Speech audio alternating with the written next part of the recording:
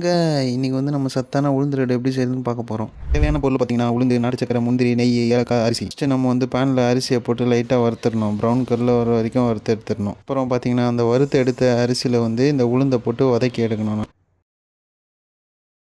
வதக்கின உளுந்தை எடுத்து நம்ம மிக்சியில் போட்டு நல்லா அடின்னு அடிச்சிடணும். ஓரளவுக்கு நைஸாக இருக்கிற மாதிரி அடித்து எடுத்துடணும்.